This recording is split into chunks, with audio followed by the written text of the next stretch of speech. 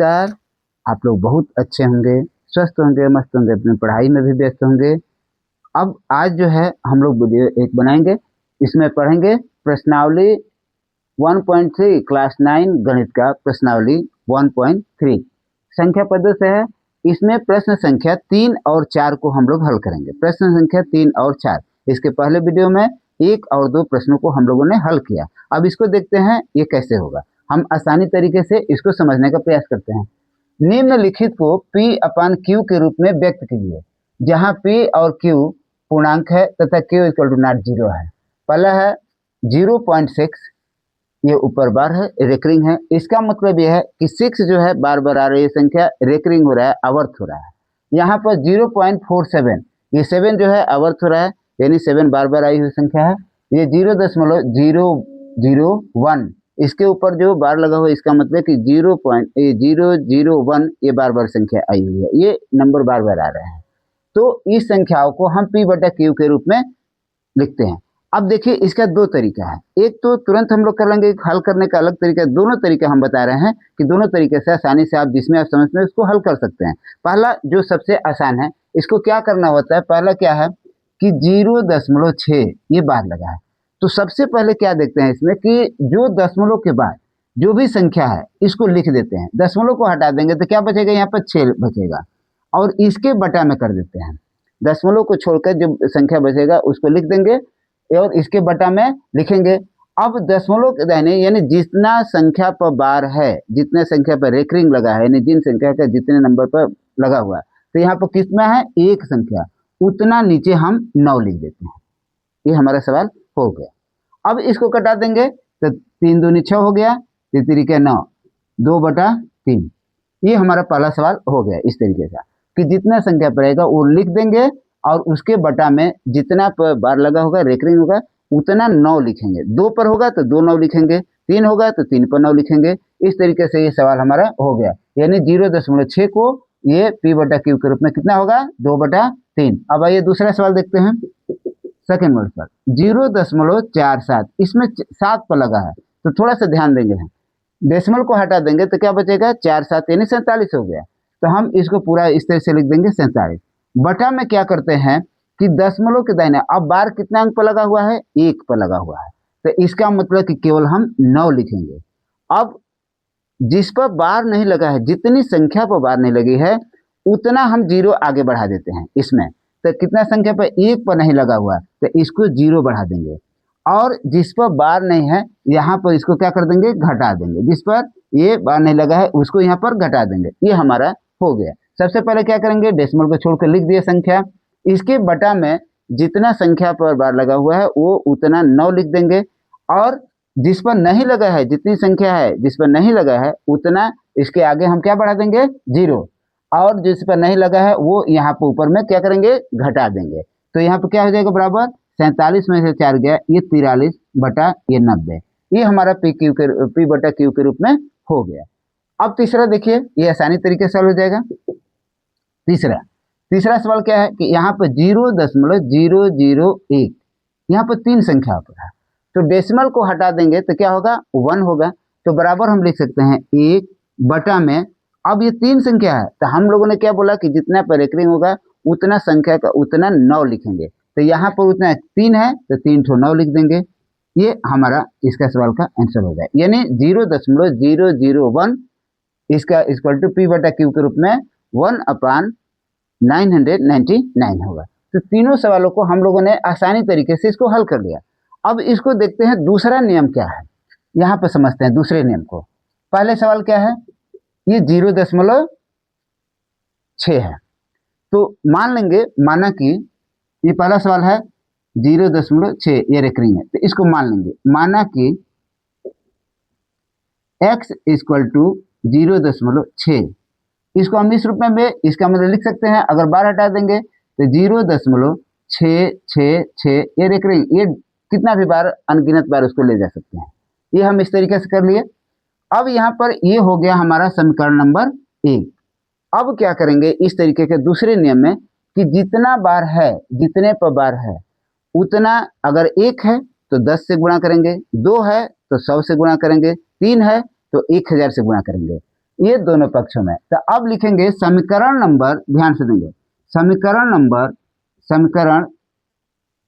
Number 1 में 10 से गुणा करने पर अब दोनों पक्षों में किया जाएगा। तो ये हो जाएगा 10 गुणे x हो गया बराबर 10 गुणे ये क्या है 0.666, ये जैसे कितना भी आएगा। तो इसको हम लोग हल करेंगे तो ये 10x हो जाएगा इक्वल टू 10 से ये करेंगे तो 6 दशमलव, ये तो कितना भी बार लिखा जा सकता है, तो 6.66, ये जितना है पहला समीकरण में, ये दाहिने दशमलव के बाद में रख रहे उतना ही नंबर यहाँ पर हम लिख देंगे। ये 6 से 3 बार हो गया, ये हो गया हमारा समीकरण नंबर 2 हो गया। अब 2 समीकरण बन गया, एक दूसरा और एक पहला। तो अब इसमें क्या करेंगे, दूसरे में से पहले समीकरण को हम घटाएंगे। तो लिखेंगे समीकरण 2 से, समीकरण नंबर 2 से 1 को घटाने पर, अब समीकरण 2 क्या है 10x यहाँ पर, और 1 क्या है यहाँ पर x है यहाँ पर पहले, तो 10x माइनस x हो गया, ये हमारा एक समीकरण हो गया, ये इसमें घटा दिए। और यहाँ पर क्या 2 का क्या है 6.666 हो गया ये। अब ये रिकरिंग है, इसमें कई बार जाएगा, तो माइनस यहाँ पर है इसका 0.666, ये हो गया, ये 2 अलग हो गया, 2 में से एक समीकरण को हमने क्या कर लिया घटा दिया। तो अब यहाँ पर क्या आ जाएगा, ये 9x हो जाएगा इक्वल टू, इससे घटेगा ये घटा देंगे तो 0.66, इसमें से 0.66 ये घट जाएगा तो 0 आ जाएगा, यानी आएगा 6। तो x इक्वल टू हो जाएगा 6/9, यानी कट जाएगा 3 दूनी 6, 3 के 9, 2/3।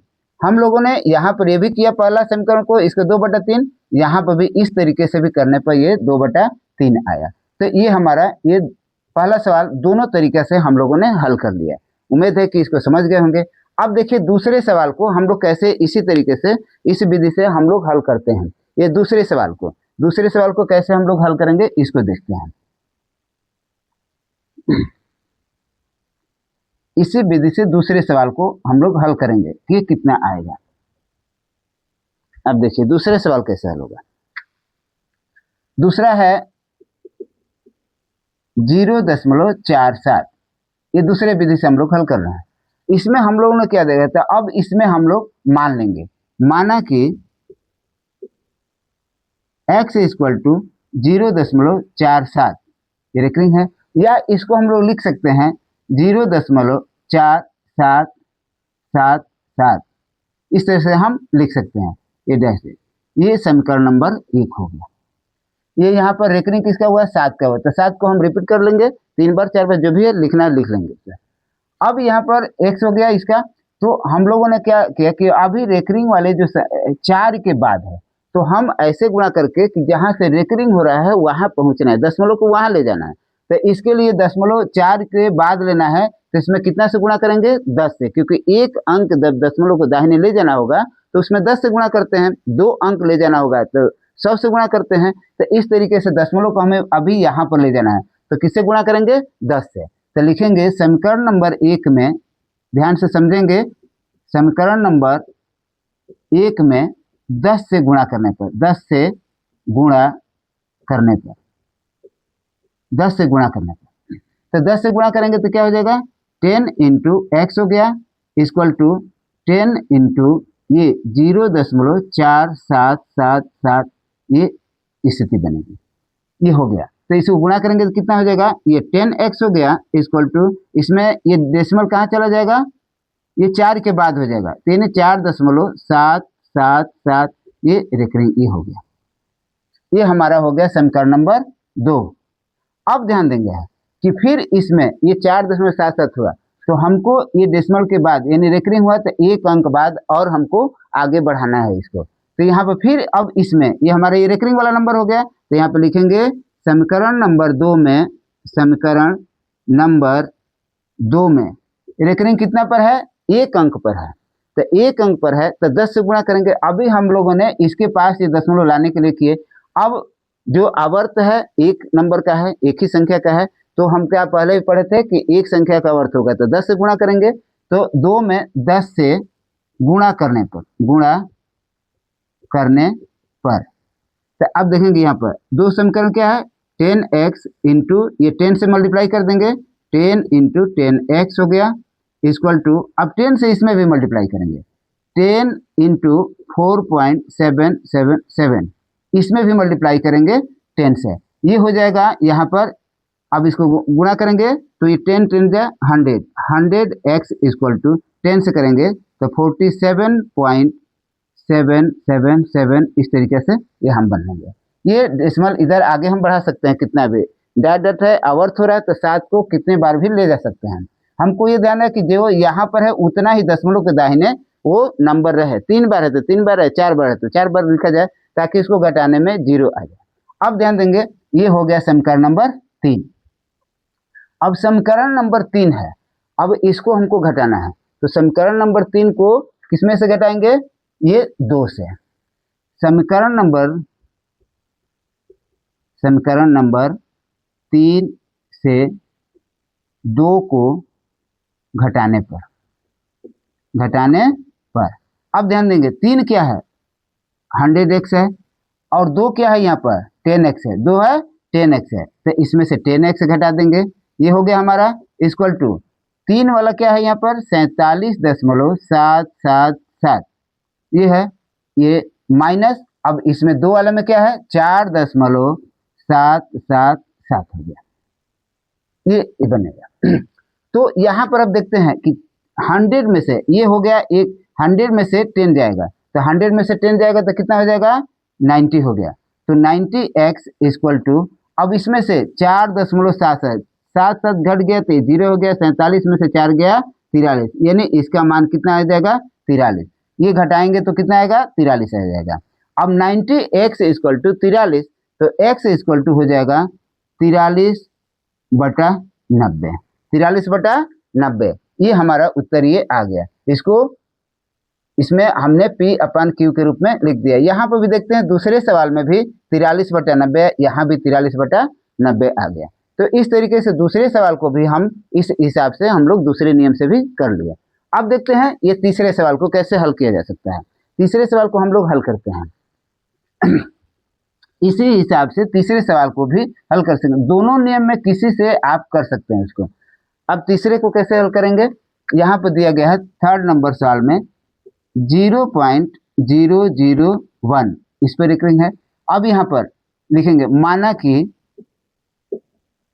माना कि x इक्वल टू 0.001, या इसको हम लिख सकते हैं ये रेकरिंग है, इसको तो हटाएंगे तो इसको 0.001 ये 3 बार हम लेकर के चले जाए, ये कितना बार भी आगे बढ़ सकते हैं। अब यहाँ पर हमने पहले पढ़े कि जितने बार रेकरिंग होगा उतना, अगर 1 है तो 10 से, 2 है तो 100 से, 3 है तो 1000 से। तो यहाँ पर देखते हैं कि कितना है 3 है तो यहाँ पर कितना से गुणा होगा 1000 से, तो लिखेंगे 1000 से, ये समीकरण नंबर 1 हुआ। समीकरण नंबर 1 में 1000 से गुणा करने पर, 1000 से गुणा करने पर, अब 1000 से हम लोग गुणा करेंगे तो यहाँ पे क्या हो जाएगा 1000 से गुणा करेंगे तो 1000 गुणे x हो गया इक्वल टू, यहाँ पर लिखेंगे 1000 गुणे 0.001 इसे ये गुणा किया गया। तो अब यहाँ पे कितना हो जाएगा 1000x हो गया, ये हो गया, यहाँ पर गुणा करने पर एक समीकरण हुआ, यहाँ पर गुणा करने पहले तो 1000x बराबर, ये यहाँ पर 3 अंक है 1000 जाएगा तो यहाँ दशमलव चला गया, यानी 1.001 हो गया। ये कंडीशन आएगा हमारा जो गुणा करने के बाद में, ये हो गया समीकरण नंबर 2।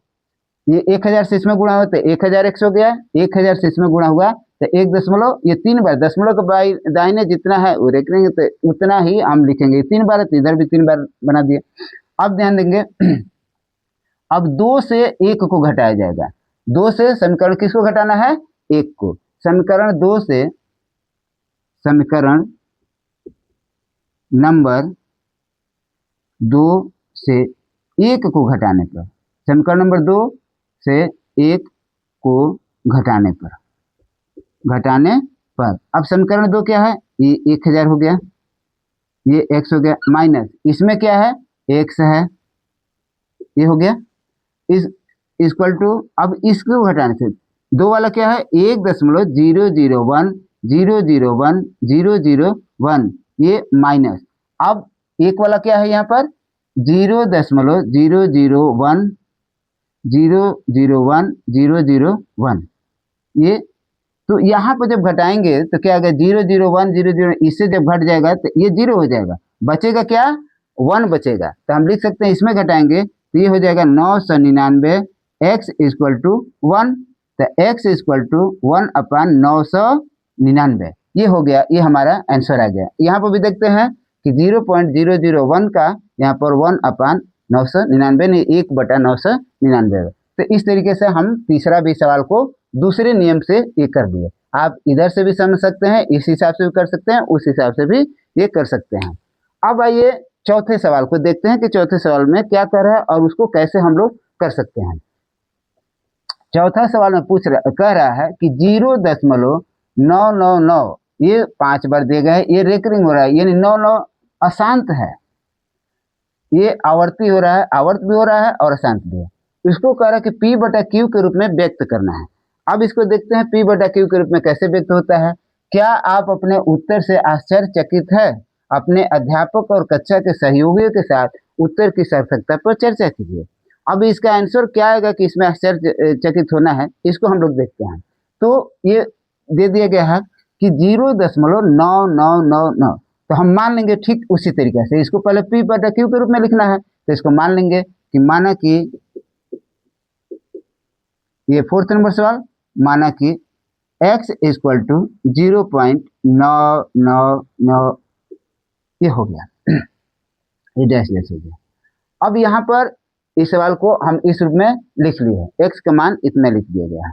अब रेकरिंग कितना का हो रहा है, 1 नंबर का रेकरिंग हो रहा है, केवल 1 का हो रहा है, एक ही पर है, या इसको हम ये जो देंगे 0.9 अगर इस हिसाब से लिखेंगे तो 1 नंबर का ये रेकरिंग हो रहा है, यानी एक ही बार बार ये आ रहा है।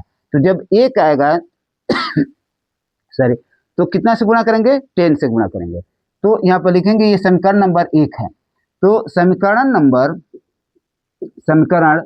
नंबर 1 में 10 से गुणा करने पर, 10 से गुणा करने पर, क्योंकि एक ही संख्या का आवर्त हो रहा है, केवल 9 का ही बढ़ रहा है, बार बार रहा है, तो जितनी संख्या का आवर्त होगा उतना 1 से 10 में गुणा होगा, 10 से गुणा करेंगे 2 रहेगा तो 100 से गुणा करेंगे 3 रहेगा तो 1000 से गुणा करेंगे, जैसे पहले वाले में किए हम। तो अब दोनों पक्ष में तो 10 गुणे x इक्वल टू 10 इंटू 0.9999 इस तरीके से ये संख्या हो गई। अब यहाँ पर करेंगे तो क्या हो जाएगा 10x हो गया इक्वल टू 10 से इसमें करेंगे तो ये 9 ये 5 बार 9 है, तो यहाँ पर 999 ये रेकरिंग हो गया, ये 10 से गुणा करने के बाद में ये आ गया। अब देखते हैं ये दोनों तरीके होता है, तो ये क्या हो गया समीकरण नंबर 2 हो गया। अब समीकरण नंबर 2 से 1 को घटाएंगे, समीकरण नंबर 1 को घटाएंगे, समीकरण नंबर 2 से 1 को घटाने पर, 1 को घटाने पर अब देखते हैं समीकरण नंबर 2 क्या है। समीकरण नंबर 2 है यहाँ पर 10x, तो 10x माइनस समीकरण नंबर 1 क्या है x है, तो इसको x को घटा लिए बराबर ये समीकरण नंबर 2 में क्या है 9.999 इस तरीके से है, ये रेकरिंग है। अब इसमें क्या घटाना है समीकरण नंबर 1 को, तो 0.9999 ये हम इसको घटा देंगे। तो घटाने के बाद आप देखेंगे कि इधर में 9x आ गया इक्वल टू इधर भी 0.999 ये घटेगा, 0.99 ये घट जाएगा, तो केवल यहाँ पर क्या बचेगा 9 बचेगा, यानी 9x इक्वल टू 9 हो गया। अब x इक्वल टू क्या हो जाएगा 9, यानी 9 हो गया, कट गया तो कितना आया 1 आ गया। अब यही आश्चर्यचकित की बात यहाँ पर है, तो पूछ रहा है कि क्या आपने सहयोग के साथ में आश्चर्यचकित है, तो यहाँ पर लिखेंगे कि हाँ आश्चर्यचकित है। अब क्यों है, तो इसको उत्तर हम बता सकते हैं कि यहाँ पर जो आवर्त हो रहा है, एक संख्या है जो क्या हो रहा है दशमलव प्रसार में वो बार बार आवर्त हो रहा है, वो कट नहीं रहा है, लेकिन इसका जो पी बटा क्यू के रूप में हम कर रहे हैं, तो वो क्या आंसर आएगा, एक पूर्णांक आ रहा है, नहीं 1 आ रहा है, पूर्ण संख्या आ रही है, एक 1 आ रहा है। और यहाँ पर लेकिन क्या है, दशमलव में बार बार वो आवर्त हो रहा है, लेकिन इसका उत्तर पी बटा क्यू के रूप में क्या इसका मान आ रहा है, 1 आ रहा है। यही आश्चर्यचकित की बात है। तो इस तरीके प्रश्नावली 1.3 का तीसरा और चौथा सवाल इस तरीके का है। मुझे पूर्ण विश्वास है कि इसको भी आप लोगों ने समझ गए होंगे अच्छी तरीके से। अगर कहीं से कोई दिक्कत आ रहा है तो आप कमेंट करके जरूर बताएं। ये वीडियो अगर अच्छी लगी तो आप इसे लाइक करें, शेयर करें और चैनल को सब्सक्राइब करें, और कमेंट करके जरूर बताएं कि ये वीडियो कैसी लगी। और कहीं भी इसके बाद भी 9th क्लास का मैथ हो, साइंस हो, या 10th क्लास का मैथ साइंस, अगर कहीं कोई अलग से वीडियो बनाए तो आप कमेंट में ज़रूर बताएं, तो मैं उसका वीडियो बनाकर डाल दूंगा। और इसके बाद में क्लास 9th का भी, क्लास 10th का भी वीडियो मेरे प्लेलिस्ट में है, आप जाकर के उसे और देख सकते हैं। बहुत बहुत धन्यवाद।